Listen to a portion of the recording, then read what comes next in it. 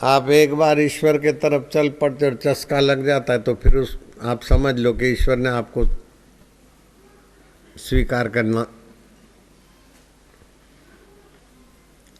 चालू कर दिया, तो फिर आप अस्वीकार क्यों करो। एक शिष्य बोले, गुरुजी अब मुझे आज्ञा दीजिए घर जाने की। गुरु फक्कड़ थे। फक्कड़ लोग गाली बोलते हैं ना तो फलहारी होती है, उसमें गंदी गाली में भी प्यार होता है, रस होती है।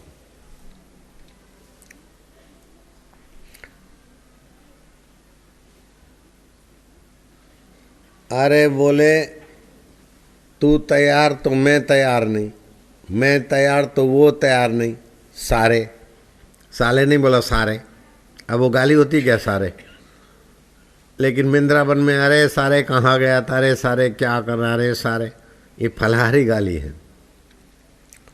अरे सारे वो तैयार तो मैं तैयार नहीं, मैं तैयार तो वो तैयार नहीं, और वो तैयार मैं तैयार तो सारे तू जाने की आज्ञा मान रहा है, उधर जाके क्या झक मारेगा। बोले गुरुजी जो तुम्हारी आज्ञा। तो रह जाओ थोड़ा दिन। रह गए। कहाँ गए, अरे वो सारा कहाँ गया, साला नहीं सारा। फलहारी गाली हो गई। जाना है क्या घर, बोले गुरुजी अभी तो बड़ी शांति मिल रही है, अभी रहना है। बोले हाँ रहो। फिर 2-5 दिन हुआ, कैसा अब जाना है क्या, बैठो। गुरु ने कथा सुना दी।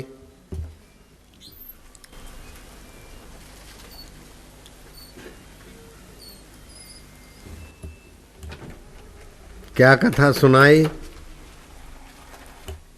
कि राजा जंगल में घूमने गया। सुन रहा है, सुन रहे हो। चांदनी रात थी, बसंत ऋतु थी।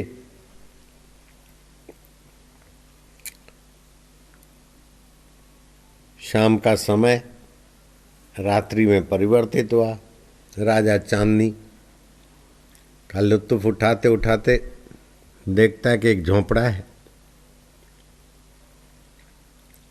गौर किया तो एक व्यक्ति टाट बिछाकर पड़ा है, बैठा है।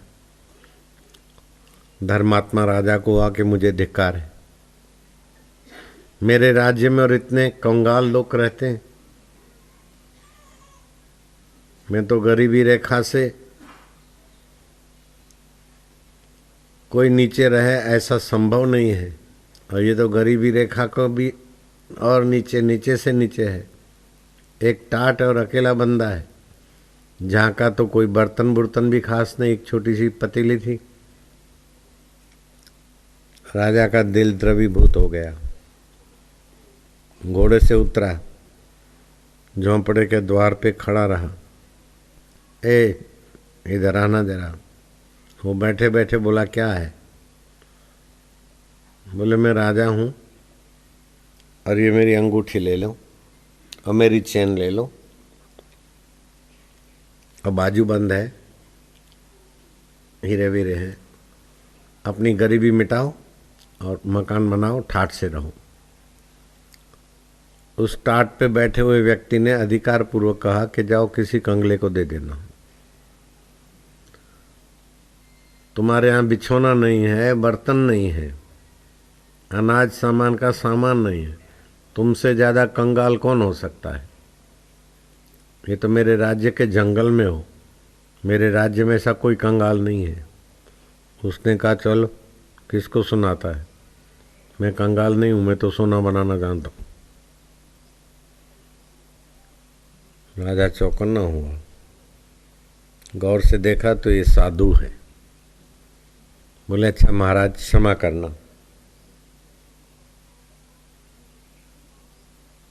जरा मुझे भी सिखा दो ना सोना बनाना। बोले अब बताओ कौन है कंगाल। कान पकड़, आप सम्राट हो, आप दाता हो और मैं मंगता हूँ। राजा ने सोचा इतना बोलने से सोना बनाने की विद्या सीखूंगा, मैं अपने खजाने भरपूर कर दूंगा। राजा और राजकारणी कब की कान पकड़ना हो तो क्या देर लगती है घुटने टेकने में, और बगावती होने में क्या देर लगती है। राजकारणी और राजा कब बगावत करे छुपके सामने, अथवा कब घुटने टेके और आशीर्वाद चुनाव के दिनों में, कोई पता नहीं। कान पकड़ लिए, मैं कंगाल, आप शहंशाह दाता।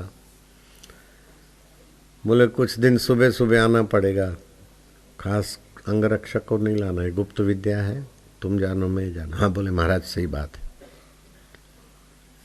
सुबह उठे तो सुबह की ताज़ी हवाएं मिले, बाबा के पास आए और बाबा ने सोना बनाने के बहाने उसको प्राणायाम कराए, ओमकार का गुंजन करा दिया। तो ओमकार का लंबा गुंजन आप करो तो हरि ओ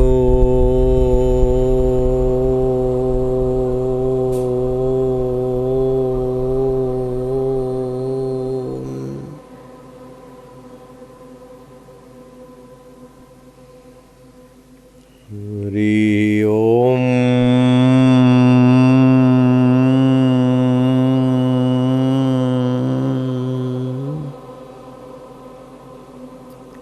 जब ओमकार का म बोले तो होठ बंद होने चाहिए। हरि ओम।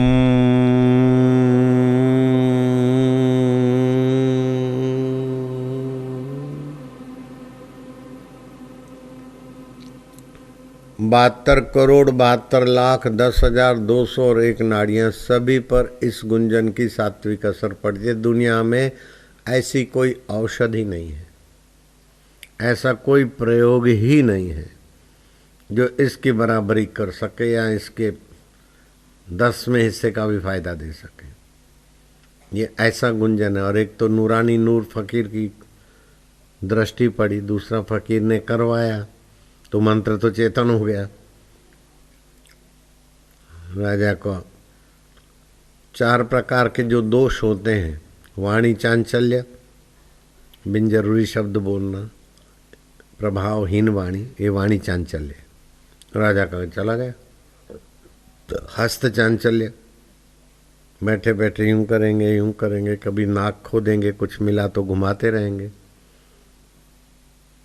ऐसे लोगों को जिसने देखा है हाथ ऊपर करो, नाक में से निकला मसाला और घुमाते रहेंगे। ईमानदारी से हाथ उठाओ, मैंने तो देखा ऐसे व्यक्तियों को, आपने किया भी होगा। अच्छी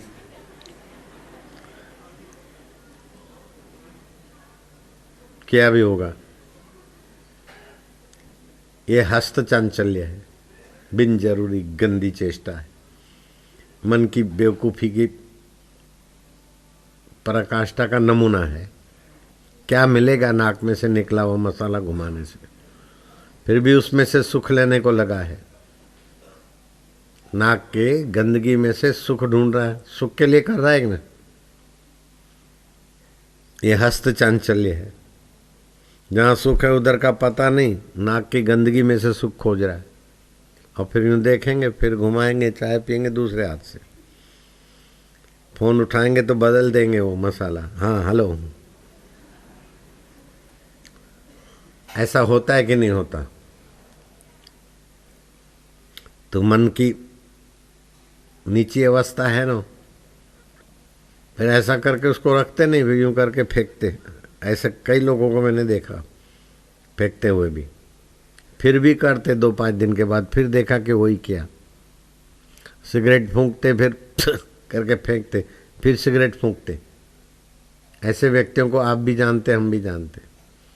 शराब पी के मुँह कड़वा कड़वा बेकार है, फिर पीते। स्त्री पुरुष का सहवास करके उस समय नफरत होती है, फिर 10-5 दिन के गुड्डू की माँ वो समझ गई कि आज गड़बड़ है। इसको बोलते हस्त चांचल्य, पाद चांचल्य, नेत्र चांचल्य। खाम खा के आंखें, राजा के ये दोष चलते गए, निकालने नहीं पड़े। तो मन एकाग्र हुआ, अनजाने में फैसले अच्छे आने लगे। 2-4 दिन में तो बाबा का चस्का ऐसा लगा कि सोना बनाने के बहाने गए, लेकिन अब सोना बनाने की बात ज़्यादा इम्पोर्टेंस नहीं लगती। बाबा को देखते जाएं और बाबा गुंजन कराते, बहुत अच्छा लगता है, बहुत अच्छा लगता है। तुम तसल्ली न दो, सिर्फ बैठे ही रहो, महफिल का रंग बदल जाएगा, गिरता हुआ दिल भी संभल जाएगा, काम से, क्रोध से, टेंशन से, चिंता से। बाबा ने देखा बुद्धिमान भी है, श्रद्धालु भी है, उद्देश्य सोना था, लेकिन उद्देश्य सोना नहीं है किसी का। उद्देश्य बेटा है नहीं, मैं इंजीनियर बन जाऊं, डॉक्टर बन जाऊं, वकील बन जाऊं, ये उद्देश्य नहीं है, ये माना हुआ उद्देश्य है। एक होता है जाना हुआ उद्देश्य, दूसरा होता है माना हुआ। माना हुआ उद्देश्य वासना और बेवकूफ़ी का बच्चा है। अभी मैं आपको कहूँ भगवान करे कि 4 दिन तक आप बहुत सुखी रहो, फिर भले मुसीबत आए, बाबा मैं नहीं चाहोगे। 4 महीने, 4 साल तक आप सुखी रहो, फिर मुसीबतें ये आप पसंद नहीं करेंगे। जीवन भर सुखी रहो, बाद में तुमको रो रो मिले नरक, तो ये पसंद नहीं करेंगे। सदा सुख आपका उद्देश्य है, सब दुखों से सदा के लिए छुटकारा। केवल दुखों से छुटकारा नहीं है, दुख नहीं है, फिर भी आप कुछ ना कुछ सुख के लिए करेंगे, चैनल खोल के बैठ जाएंगे। अभी कोई दुख नहीं, आराम कर रहे हैं, तो क्या चुप बैठेंगे?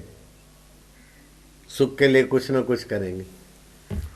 तो केवल दुख मिटाना जीवन का उद्देश्य नहीं है, केवल भूख मिटाना जीवन का उद्देश्य नहीं है। जीवन का उद्देश्य है नित्य नवीन सुख आता रहे, नित्य नवीन आनंद आता रहे। जैसे चंद्रमा से नित्य नवीन शीतलता बरसती है, ऐसे नित्य नवीन सुख की मांग है, और वो नित्य नवीन सुख देने वाली सत्ता आत्मा की है। तो वास्तविक में सबका उद्देश्य आत्म सुख है, लेकिन बेवकूफ़ी से मान लेते मैं डॉक्टर बनूं, पढ़ लिख के सर्टिफिकेट लिया, फिर मान लेते कि मेरा बिजनेस चले, मेरे सर्विस मिले, फिर सर्विस मिली, बिजनेस चला, फिर क्या, फर्नीचर लाऊं, पत्नी लाऊं, पति लाऊं, ये लाऊं, लेकिन उद्देश्य तो सुखी होना था।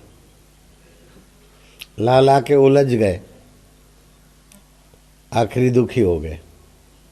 कई डॉक्टर दुखी होकर पॉइजन खा लेते हैं, कई बड़े बड़े लोग मरते समय दुखी होकर मरते। क्या ख्याल है? माना हुआ उद्देश्य है, जाना हुआ उद्देश्य नहीं है। कुछ दिन चला राजा का आना जाना। एक दिन महात्मा ने कहा, राजा तुम तो सोना बनाने के लिए आए थे, अभी क्यों पूछते नहीं? बोले महाराज अब ये पता चला कि इतना जो 7 खजानों में है उसको संभालने के लिए समय देना पड़ता है, तो ध्यान का समय निकालना पड़ता है। ध्यान में जो सुख शांति है वो तख्त पे बैठने में नहीं है, जो अंदर आनंद है तख्त पे बाहर की सुविधा मिलती है, और ये अंदर की शांति और माधुर्य मिलता है। और सत्संग से ये जाना है कि वास्तविक उद्देश्य परम सुख है, परम पद है। आत्मज्ञानात् परम ज्ञानम न विद्यते, आत्मा के ज्ञान से बढ़कर कोई ज्ञान नहीं है। आत्म सुखात् परम सुखम न विद्यते, आत्म सुख से बढ़कर कोई सुख नहीं है।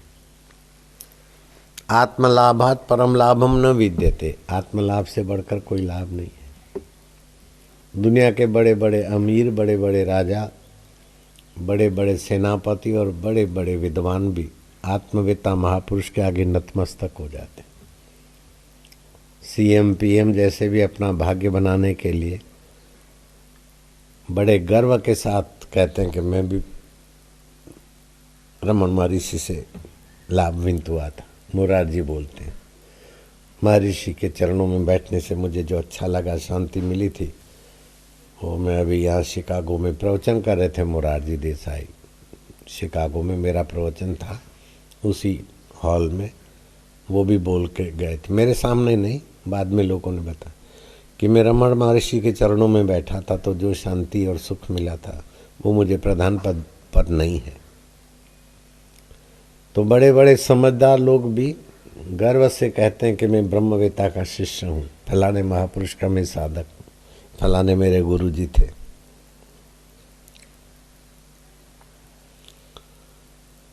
तो कीमती चीजें, मूल्यवान चीजें बहुत कम होती, जैसे कामधेनु गाय, कौस्तुभ मणि, पारस मणि अल्प संख्या में होती है। लोहा जितना काम में आता है सोना उतना काम में नहीं आता, लेकिन लोहे का बाहुल्य है और सोना कम है, इसलिए उसकी कीमत है। तो चिंतामणि, कामधेनु, स्वांतिक मणि ये बहुत कम है। ये मणियाँ भी जहाँ तुच्छ हो जाती, ऐसे आत्मवेता रूपी महापुरुषों की मणि तो अत्यंत कम होती। तो ऐसे गुरु मिले हैं बाबा, अब मैं सोना बनाना तो क्या करूँगा। उस राजा ने एक कथा सुनी होगी कि नहीं सुनी होगी, मैं तुम्हें सुना देता हूँ। महाराष्ट्र में नामदेव हो गए, नाम सुना है तो हाथ ऊपर करो। नामदेव दर्जी का काम करते, थोड़े पैसे मिलते, बस काम बंद किया और कीर्तन करते, सत्संग करते, संतों का संग करते। उनकी पत्नी का नाम था राजाई। राजाई की सहेली थी कमला, घर में पड़ोस में थी और यहाँ शादी के बाद भी पड़ोसन बनी। कमला के पति का नाम था परिसा भागवत और राजाई के पति का नाम था नामदेव। नामदेव थोड़ा सा दर्जी का काम करके दाल रोटी के पैसे निकाले, आने जाने का किराया निकाला, मैंने 15 दिन का अब नहीं करना है। परिसा भागवत ने देवी का अनुष्ठान किया। पीड़ोत भवती सिद्धया, कष्ट पीड़ा सह के किसी उद्देश्य के लिए जब करते हो तो उद्देश्य पूर्ति के लिए देवता अथवा वस्तु मिल जाती है। देवी प्रकट हुई और देवी को दरिद्रता मिटाने के लिए पारस की याचना की। देवी ने पारस दे दिया। अब रोज छटांग 55 ग्राम समझ लो, 60 ग्राम सोना बनाता, बेच के अपना घर का तो ठाठ से गुजारा करता। आपको भी 60 ग्राम रोज सोना मिल जाए तो कैसे जिएंगे ठाठ से। भंडारे करता, कंबल बांटता, वाहवाही होती, मैं भी बड़ा दानी हूँ, ये ईगो भी क्रिएट होता। और पसीने के खाने से जितना आदमी कर कसर से जीता है उतना ही हराम के पैसे से या फालतू भी हाथ फैल जाता है। परिसा भागवत फालतू खर्च में, ठाठ में और दान में आयुष्य खत्म कर रहे थे। अब देखो ईश्वर किसको कैसे उठाता है। नामदेव कहीं कीर्तन करने को गए। कमला ने राजाई को बुला के कहा कि तुम मेरी बचपन की सहेली है, फ्रेंड समझ लो आजकल। मेरे पति बाहर गए, 2 दिन तू पारस ले जा, सोना बना ले, अपनी गरीबी मिटा ले। राजा ने सोना बनाया 2 छटांग, मतलब लगभग 120 ग्राम बनाया होगा, जो सारी गरीबी मिट गई। रजाई भी आ गई, कंबल भी आ गए, स्वेटर भी आ गए, सब आ गए। आप में लंबा बात क्यों करूं, घर का सारा सीधा सामान ठाट माट हो गया, घर सजा बजा। नामदेव आए, बोले ये सब क्या है, इतना सारा सामान, इतना सारा ये खिड़कियों के पर्दे और ये और झालर और ये सब क्या है। उसने सारी बात सुना दी कि पारस मिला और ऐसे ऐसे, जिसको जो चाहिए मेरे घर से ले जाओ। दाल वाले ने दाल उठाई, कंबल वाले ने कंबल उठाया, रजाई वाले ने रजाई, तो थाली और कटोरे की चाह वालों ने वो उठाया, किसी ने दुगना उठाया। बाकी जो बचा रजाई को बोला चल उठा। गोदावरी के किनारे जो भी कुछ बैठे थे, किसी को कुछ दे के पारस हाथ में था। राजा को बोला स्नान कर ले, ये पारस की माया में अशुद्ध हो गई तू। राजा ने बात काटी नहीं, इस बात पर मुझे खुशी। और कोई लल्लू पंजुम आई होती तो बात काटती, लेकिन राजा के देखते देखते नामदेव ने पारस फेंक दिया नदी में। ओ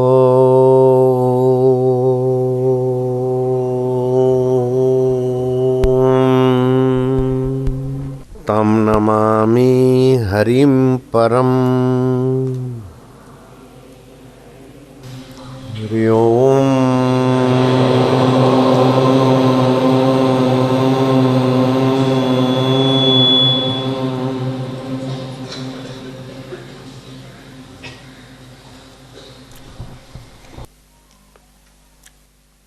इसको बोलते हैं प्रणव प्लुत उच्चारण। हर्ष उच्चारण से पाप नाशिनी ऊर्जा बनती है। हरिओम हरिओम हरिओम फास्ट। दीर्घ उच्चारण से कार्य साफल्य ऊर्जा बनती है। और प्लुत उच्चारण से भगवत शांति मिलती है। भगवत शांति से जो सामर्थ्य निखरते उसका बयान कोई नहीं कर सकता है। जिन महापुरुषों के पास सामर्थ्य और शक्ति है, वो कहते हैं कि बिना आत्मविश्रांति से के कोई सामर्थ्य नहीं आता। ओ नामदेव जी,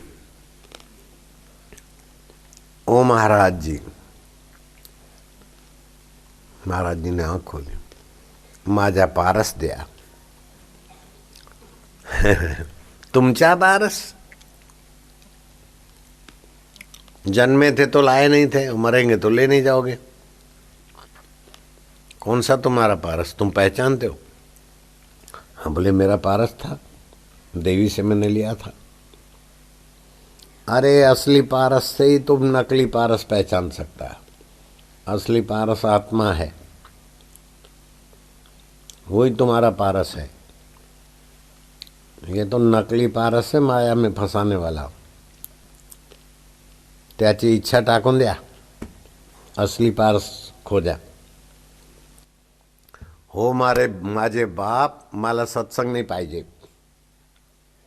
मेरे को सत्संग नहीं चाहिए, मला उपदेश देऊ नका, मला माझा पारस पाहिजे, पारस आताच पाहिजे, इकडेच पाहिजे, तुम्ही टाकले।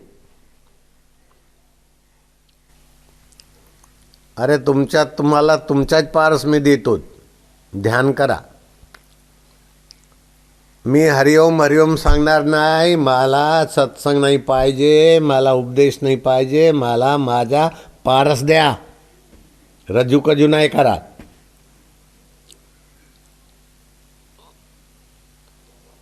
अरे तुमचा पारस तुमचे कडीच आहे। कुठे आहे, कुठे आहे, कुठे आहे, कुठे आहे? वो सिर पीटने लगा। नामदेव को दया आई कि बेवकूफ लोग माया को इतना सत्य मानते कि अपना पारस का अवहेलना करते, पीटते रोते। इतना काय को परेशान होता, तो मैं काय करूं, कुछ जाऊं, ये करूं। अब मैं ऐसा तो नहीं करूंगा, क्यों अपना पीटा पाटी करके आपको समझाऊं, ऐसे ही समझ लो। नामदेव ने देखा कि अब इसको थोड़ा असली पारस में विश्रांति का थोड़ा मजा चखा दो। जय गंगे करके कूदे और अंजलि भर के बहुत सारे पारस ले आए। बोले घ्या तुमचा पारस, तुम्हारा पारस पहचान लो। उठाया पत्थर, लगाया खीली को तो सोना हो गई। दूसरा पत्थर उठाया, लगाया दूसरे किसी लोहे को, सोना हो गया। सभी पत्थर पारस। ओ बाप रे बाप, इतने पारस लिए काय सांगते तू? अब एले के गेले छोड़ो, तुम अपना पारस पहचानो, सब एक जैसे। आप 50 रुपए की अठन्नियाँ ले लो, 100 आएगी। अब कौन सी अठन्नी किस रुपए की है बोलो?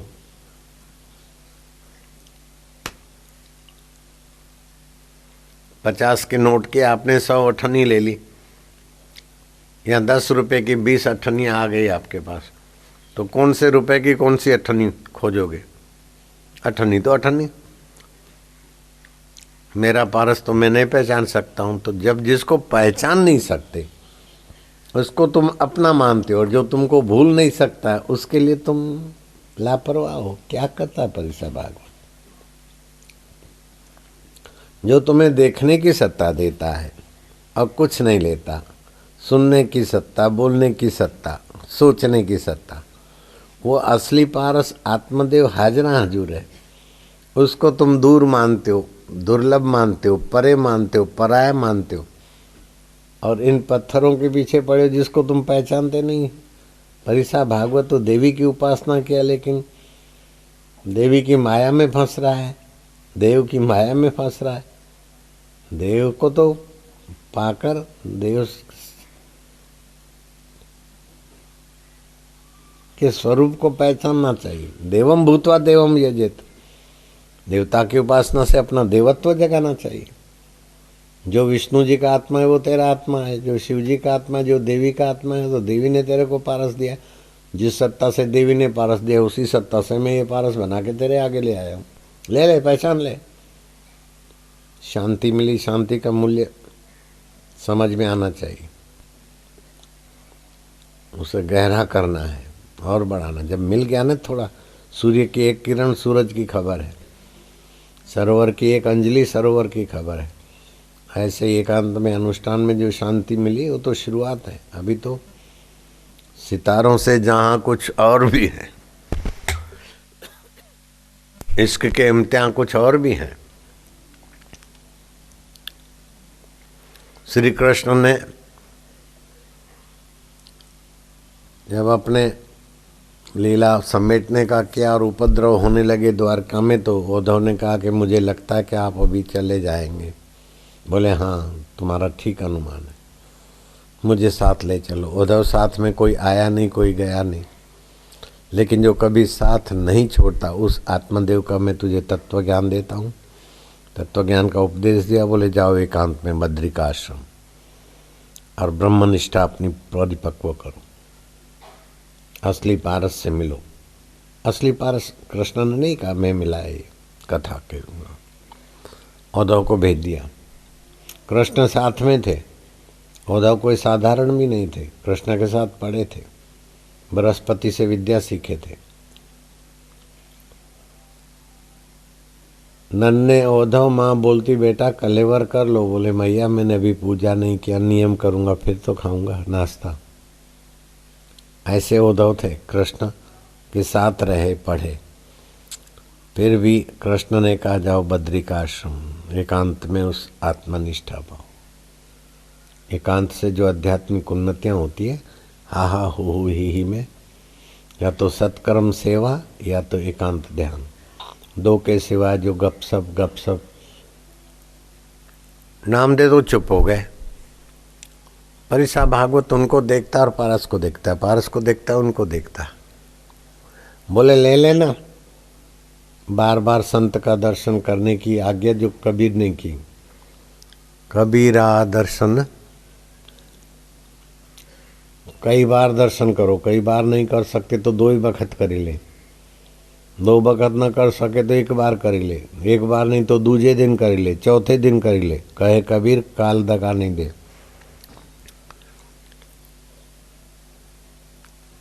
तो नामदेव का बार बार दर्शन करने से परिसा भागवत की बुद्धि में नामदेव का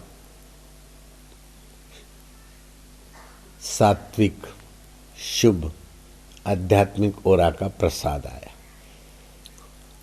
नामदेव को कहता है कि मुझे माफ करो, मुझे ये पारस नहीं चाहिए जिसके लिए अभी तड़फ रहा था, रो रहा था, कूट रहा था, संत के दर्शन की क्या बलिहारी है। टाकुन दिया, उठा के सब फेंक दिए नदी में। मैं तुम्हारे चरणों में बैठा हूं, आप जो पारस देना चाहते हैं मेरे को वही दीजिए।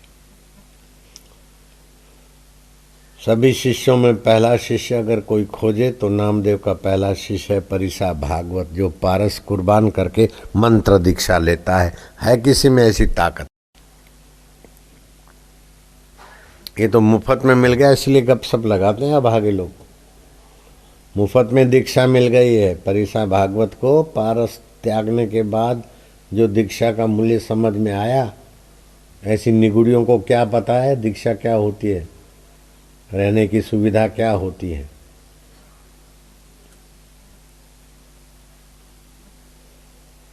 हमको तड़फ थी तो हमने फायदा उठाया, और ऐसे ही लोग गए तो गुरु जी का दर्शन फायदा थोड़ा उठा के भाग गए, खिसक गए। हमको तड़फ थी तो हमको पूरा मिल गया। पूरी तड़फ है तो पूरा खजाना।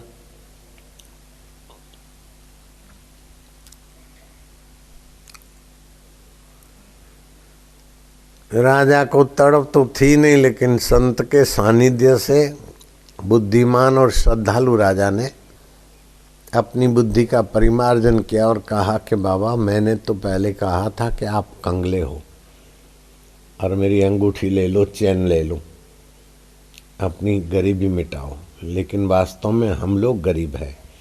इतना होने के बाद भी सोना बनाना सीखूं, ये बनाऊं, ये करूं, ये पाऊं। कोवा दरिद्र विशाल तृष्णा। कंगला कौन है? जिसके पास ख्वाहिशें ज़्यादा है। जितनी ख्वाहिशें अधिक उतना वो कंगला है। ख्वाहिश नहीं है तो आप सम्राटों के सम्राट हैं। ख्वाहिशें आपको परब्रह्म परमात्मा से दूर करके माया में भटकाती है।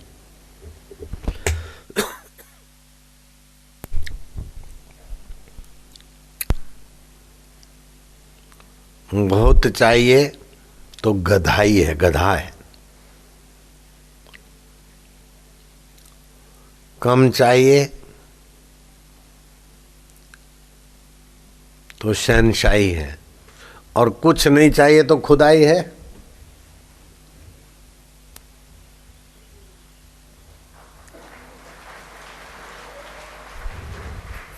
गीता में भगवान कहते हैं अनपेक्षा, जिसको कोई अपेक्षा नहीं, शुचिर दक्ष, शुद्ध खान पान, शुद्ध नजरिया है, कूड़ कपट छल नहीं। अनपेक्षा शुचिर दक्ष, उदासीन गतव्य था। उद माना ब्रह्म, अपने ब्रह्म में ही उसका विश्रांति आसन है, गतव्य था। अनारंभ, ये पालूं, ये कर लूं, ये भोग लूं, कोई आरंभ नहीं। अनारंभ परित्यागी, स्थिति प्रज्ञस्त दोचते, उसने स्थिति कर ली मुझ मेरे स्वरूप में। मैं हूं वो है, जो वो है वो मैं हूं। अर्जुन ने पूछा था कि आप जिसकी महिमा गा रहे हैं तत्व ज्ञान सर्वोपरि है, तो ज्ञानी के क्या लक्षण है?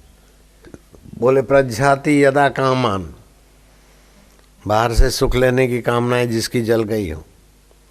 प्रज्ञाति यदा कामान सर्वान पार्थ मनोगतान, ऐसा नहीं कि बाहर कामना नहीं, मन से निकली हुई है। आत्मैव आत्मना तुष्ट स्थिति प्रज्ञस्तदोचते, अपने आप में तृप्त है। ऐसे व्यक्तियों को इंद्रदेव देखकर नतमस्तक हो जाते हैं कि मुझे सुख चाहिए तो अप्सराएं नाचे, गंधर्व गाए, साजी साज मिलाए, तब मुझे मजा आए। लेकिन ये आत्मवेता महापुरुष कैसा है, जहाँ नज़र डालते हैं दो वचन कहते हैं, लोगों को ऐसे ही आनंद मिलता है, ऐसे ही शांति मिलती है, ऐसे ही माधुर्य मिलता है। तस्य तुलना के न जायते, ऐसे महापुरुषों की तुलना किससे करोगे? ऐसा महापुरुष फटे टाट पे बैठा है तो भी सम्राटों का गुरु है, इंद्र का आदरणीय है, पूजनीय है। देवरिया बाबा हो गए, नाम सुना होगा तो, बड़े सिद्ध पुरुष हो गए। इंदिरा सरकार में कोई सिंचाई मंत्री बना और देवरिया बाबा के पास गया, बाबा इस साल में मंत्री बनाऊं और अकाल पड़ा 3 प्रांतों में, कुछ कृपा कर दीजिए। बोले इंदिरा को कह दो कि गौ हत्याएं बंद करा दे। ये सब इसीलिए उपद्रव हो रहे हैं। और देशों में भी जो अशांति है और बीमारियां हैं इसी का कारण है। गायों की हत्या प्रकृति को सही नहीं है। बोले बाबा जी वो तो मैं कहूँगा, लेकिन मेरी। बोले अच्छा, मैं दुष्ट इंद्र को बोल देता हूँ वर्षा करेगा। ले, जहाँ बालू था वहाँ पैर रखा। बोले ये बालू ले जा, 2 पैर घुमाए, गठरी बांध, ले जा। तू तो मंत्री है, हेलीकॉप्टर में बैठे बैठे उस राज्यों में छिड़काव कर देना, वहाँ बरसात हो जाएगी। बरसात हुई। यदि वो संकल्प चलाए मुर्दा भी जीवित हो जाए। ऐसा पारसों का पारस आत्मदेव है। उसको छोड़कर जो गपशप लगाते हैं वो कितने अभागे होंगे, कितने अपने आप के शत्रु होंगे, समय को कितना बर्बाद करने की दुर्बुद्धि होगी।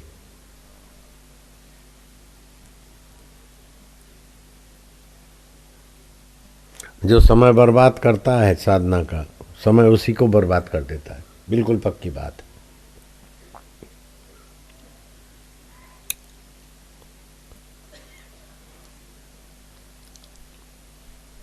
राजा समय निकाल के अच्छी तरह से ध्यान में बैठने गया। नहीं बोले बोलो अभी सिखाऊं क्या पारस में सोना बनाना। बोले महाराज सोना बना के उसको संभाल कर राज्य विस्तार करके भी ये सुख नहीं मिलेगा जो आपकी कृपा से मिल रहा है। अब तो चाहता हूँ कि कोई बड़ा मिल जाए अधिकारी, तो राज्य उसके हवाले कर दूँ, मैं तो आपकी सेवा में आ जाऊँ।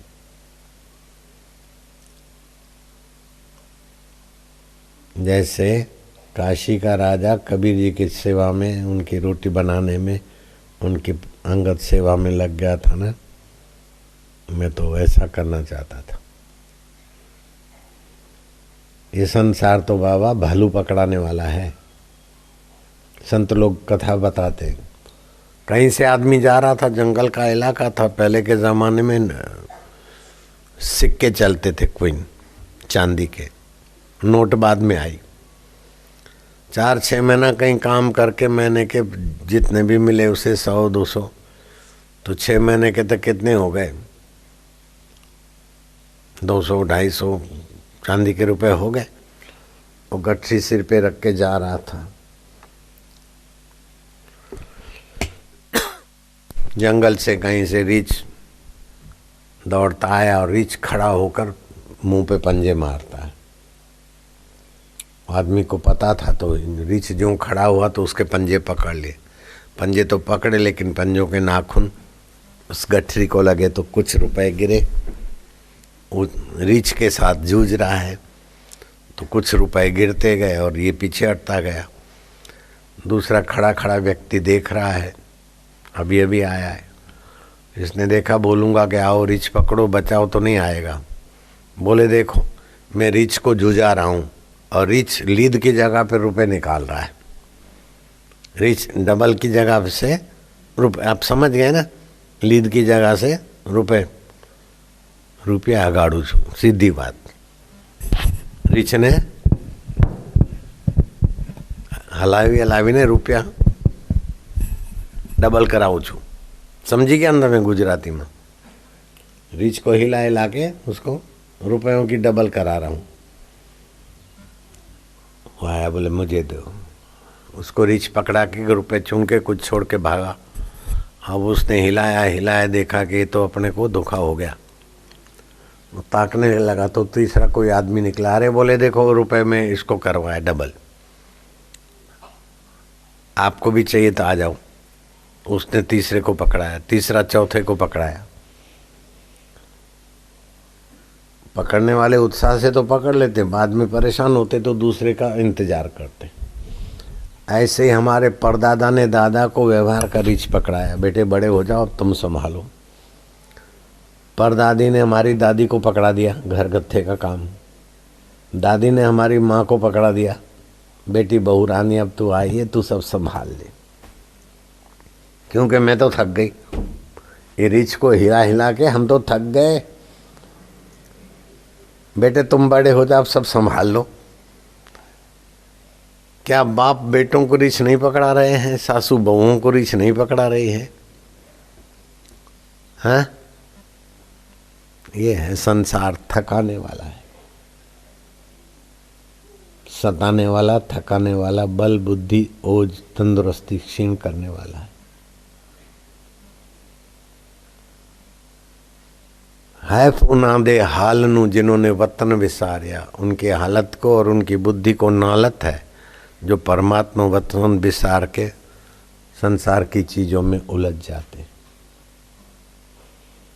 यह तन काचा कुंभ है फुटत न लागे बार, कब शरीर मर जाए कोई पता नहीं, काम बाकी रह जाएगा, बक बक करने से क्या मिल जाएगा। कंपनी के डायरेक्टर बन गए तो क्या मिल जाएगा, सोने की लंका के मालिक भी बन गए रावण तो क्या ले गए। रावण जितनी तरक्की तो कोई इस जमाने में करके दिखा दे संभव ही नहीं है, फिर भी वो हार के गया।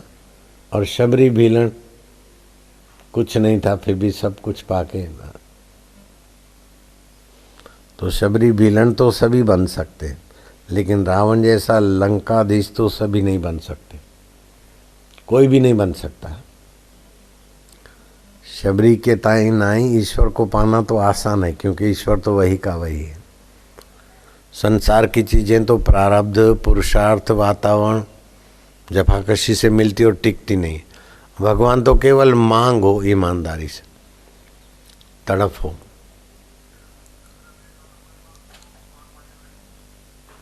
नारद जी भी डांट देते थे। धृतराष्ट्र को कहते हैं कि जिस भीम के लिए तुम्हारा बेटा ऐसा बोलता है तुम ऐसे उसी भीम की रोटियां खा रहे हो, शर्म नहीं आती? अब तुम इस बुढ़ापे में भीम के द्वार पर पड़े हो, क्या ले जाओगे? उस अंधे धृतराष्ट्र को नारद जी डांटते हैं। युधिष्ठिर महाराज के घर में रह रहे हो ऐसा नहीं बोल रहे, भीम की रोटियां खा रहे हो, ताकि उसे चुभे थोड़ा। चुभाने वाली बात क्यों करते महापुरुष? ये उनकी करुणा है, कृपा है। अगर उल्टा अर्थ लिया तो बर्बादी तुम्हारी सुनिश्चित है और सीधा अर्थ लिया तो आबादी सुनिश्चित है, मौज तुम्हारी है। धृतराष्ट्र एक रात को निकल गए घर से गांधारी को लेकर। सप्त सरोवर जहाँ अपना आश्रम है उस जंगल में मुंह में पत्थर रखते थे, बोलते नहीं थे, 3 दिन में एक बार कुछ लेते थे। भगवत चिंतन करके सदगति की यात्रा कर ली नारद जी के महणों से।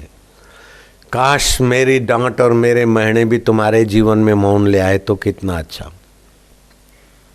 गुरु गोविंद सिंह के 2-4 शिष्य जरा मन चले थे। एक शिष्य ने जरा लापरवाही की, गलती की, तो तीनों शिष्य जो लॉबी होती है ना चेले चेलों की, गुरु जी ऐसा ऐसा इसको बुलाइए, जरा दंड दीजिए। एक ने कहा ऐसे तो बर्तन मंजवाइए भंडारे के। दूसरे ने कहा नहीं नहीं जंगल से लकड़ी लाए और लकड़ी काटे। तीसरे ने कहा गुरुदेव इसको तो झाड़ू बुहारी की सेवा सौंप दीजिए, ऐसी सजा दीजिए कि सुधर जाए। गोविंद सिंह तो रहे, गोविंद सिंह संत हैं, बोले तुमको किसने पूछा कि क्या सजा दें, और तुम इतने नालायक हो कि लकड़ी लाने की सेवा सजा बोलते हो, बर्तन मांजने की सेवा को सजा बोलते हो। नालायक, गुरुद्वार की कोई भी सेवा है तो वो सेवा है, अमृत है, इसको तुम सजा बोलते हो। जिसने गलती की वो 8 दिन तक कुछ काम नहीं करेगा। मैं उसे आज्ञा देता हूं कि 8 दिन तक चुप रहे, मौन रहे, जप करे, लंगर में एक टाइम रोटी खाए, एक टाइम उपवास करे। और तुम्हें सजा देता हूं कि तुम बकवास बंद करके एक दूसरे से मिलो नहीं, अलग अलग जगह पे तुम्हें भेजता हूं। जिसकी जिससे ट्यूनिंग होती है ना वो एक दूसरे की बर्बादी के कारण होते हैं। ट्यूनिंग शब्द उन्होंने नहीं लिखा है। क्या करता?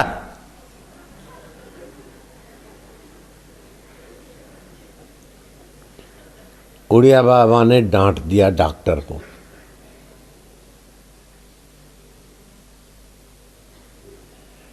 आंखें मूंद के बैठ के आए। वहां जाकर डांट के आए किसान को, क्या करता है? अगर हल ही चलाना था तो घर पे खेती छोड़ के इधर क्यों मरा? मेरे आश्रम में आकर खेड़ खेड़ खेड़ खेड़ करता है, बैठ के ध्यान कर। बेवकूफ कहीं का, खेती की वासना यहाँ मिटाने को आया। वो किसान को आश्रम की खेती कर रहा था, छुड़ा दी और डॉक्टर के गोडे पर लात मार दी। क्या करता है? अब डॉक्टर को बेवजह हल चला और हल वाले को बोलता, जा डॉक्टर की जगह पे बैठ के ध्यान कर। किसी संत ने कहा, बाबा इसको तो एक्सपीरियंस है ध्यान का और उसको तो खेती का एक्सपीरियंस है। हम बोले उसी में चस्का आता है तो भगवान का चस्का कब लेंगे? इनकी वासना छुड़ानी है। बद्री का आश्रम में भेज रहे हैं किसको? औधव को। कितने दूरदृष्टा हैं श्री कृष्ण। ये तो आप लोगों के संकल्प हैं और आग्रह, इसलिए मैं आपके बीच हूँ। बाकी मैं तो अकेले में कई घंटे बिताता हूँ। आज भी देखो 1 बजे के आसपास में यहाँ आया। मेरे कमरे में या किसी भी आश्रम में मेरे कमरे में मेरे लिए कोई टीवी बीवी नहीं है, न मैं पसंद करता हूँ। कहीं नई जगह पर अनजाने लोग टीवी रख देते हैं तो मैंने टीवी चलाई हो ऐसा मुझे याद नहीं है। कभी कहीं 1 मिनट के लिए कुछ ऐसा कर दिया होगा, फिर बंद भी मैंने किया होगा, नहीं तो तुरंत किया होगा। मुझे याद नहीं कि मैंने कभी कोई टीवी चला के पिक्चर देखा अथवा कुछ गड़बड़ी या कुछ। हाँ, कोई ऐसा वो जमाने का जो जहाँ प्रचार कुप्रचार होता है तो इलेक्ट्रॉप पे अभी दिखा देते कभी कभी, वो भी आधा मिनट तो बहुत हो गया, 1 मिनट। मेरे इतने सारे सत्संग चलते हैं, मैंने सभी सत्संग मिलाकर 1 घंटा भी नहीं देखे होंगे। और कई लोगों के सत्संग चलते हैं। जब मेरा अपने दिल का दिलवर साथ में है तो क्या भाषणखोरी सुनना? दुनिया में क्या चल रहा है, कितना भरोगे दुनिया को? जनरल नॉलेज जरूरी है। सारे नॉलेजों का मूल में आ जा, फिर देखा जाएगा। भूली जवाती छो भले लाखों किताबों सामटी। लाखों किताबें भले हम भूल जाएं, लाखों स्मृतियां भले रसातल में चली जाए, एक परमात्मा की स्मृति, परमात्मा का ध्यान, परमात्मा का ज्ञान पर्याप्त है। क्या वो पूर्ण नहीं है क्या? हरि ओम ओम ओम ओम ओम ओम ओम ओम ओम ओम ओम ओम ओम ओम ओम प्रभु जी ओम ओम प्यारे जी ओम ओम ओम ओम ओम शक्ति। जिस देश में ओमकार का जप होता है वो देश समृद्ध होता है, शक्तिवान होता है। जिस देश का राजा साधु संतों का सत्कार करता है वो राजा यशस्वी होता है। हरि ओम ओम ओम ओम ओम ओम ओम ओम ओम प्रभु जी ओम ओम प्यारे जी ओम ओम ओम ओम ओम। जो ओमकार का उच्चारण करता है उसके पाप ताप रोग शोक नष्ट हो जाते हैं। और भगवान सूर्य का ध्यान करता उसकी बुद्धि में सूझबूझ का धन बढ़ता है।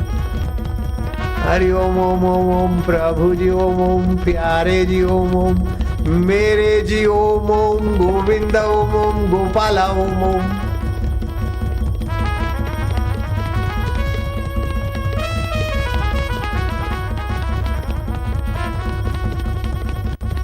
जैसे जनरेटर घूमता है ऊर्जा बनती है, ऐसे भगवान नाम के उच्चारण का पुनरावृत्ति से भगवती ऊर्जा बन रही तुम्हारी।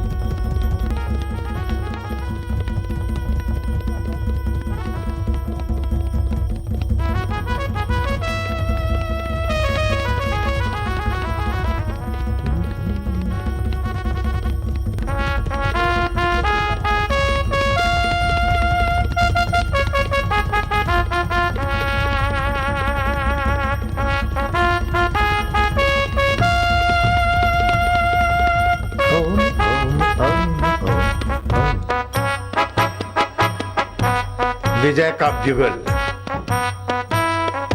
अंधकार से प्रकाश की ओर, पतन से उत्थान की ओर, विलासिता से संयम की ओर, दिखावे की अपेक्षा सज्जनता और सादगी की ओर।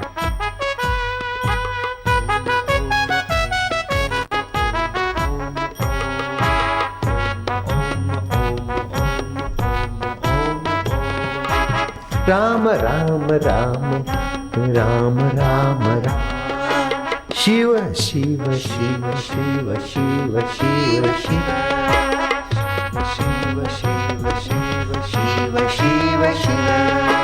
गुरु गुरु गुरु मेरे प्यारे सद्गुरु, गुरु गुरु गुरु मेरे प्यारे सद्गुरु, गुरु गुरु गुरु प्यारे सद्गुरु।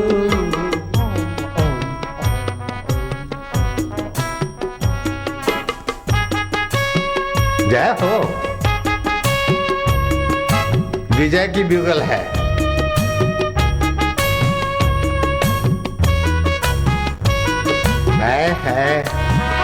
दिने दिने नवम नवम,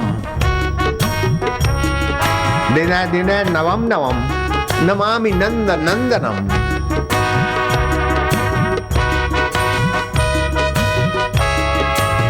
दक्ष आरंभ प्रचल,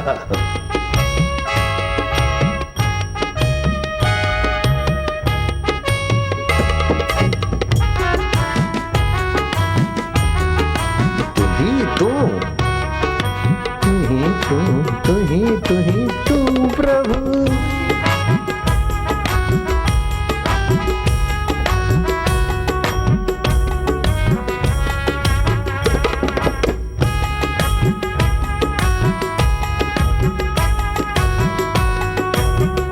कोई किसी को रोकेगा नहीं। ओम हरि ओम हरि ओम हरि ओम, ओम हरि ओम हरि ओम हरि ओम।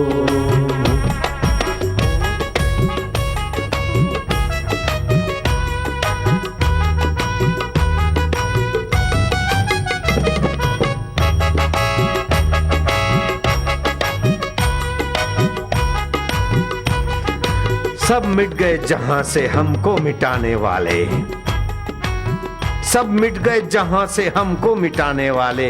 कुछ राज है कि हस्ती मिटती नहीं हमारी। ऐ है विजय की ब्यूगल बजाओ। ऐ है हे भारत भूमि, हे ऋषि भूमि, हे कन्हैया की भूमि, हे राम जी की भूमि, हे महाकाल की भूमि।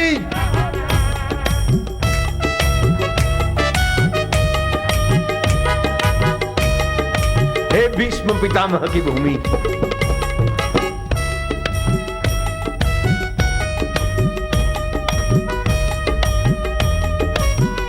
हे आद्य शंकराचार्य भगवान की भूमि, हे वल्लभाचार्य की, हे रामानंदाचार्य जी की भूमि, हे लीलाशाह जी की भूमि, हे भक्तों की भूमि, हे भगवान की भूमि, हे तीर्थों की भूमि।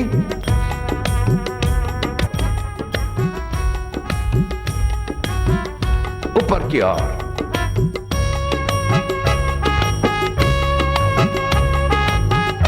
विजय का बिगुल।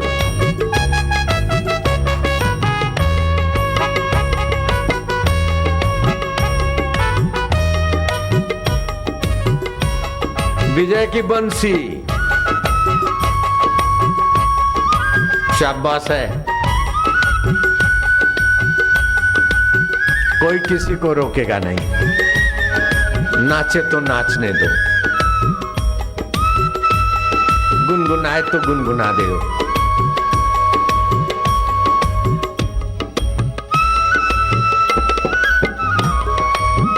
हे कृष्ण की भूमि, सुदामा के साथ रहे कृष्ण, वहीं पर अपना आश्रम, उसी भूमि पर।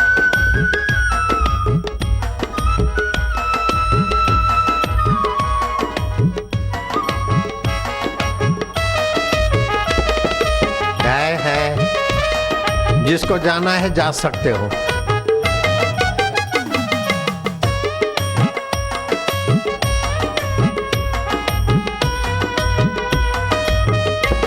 आनंद है पीकर फेंक कुएं में, हम प्रभु के प्रभु, हमारे प्रभु आनंद स्वरूप, प्रभु ज्ञान स्वरूप, प्रभु चैतन्य स्वरूप, प्रभु मधुमय।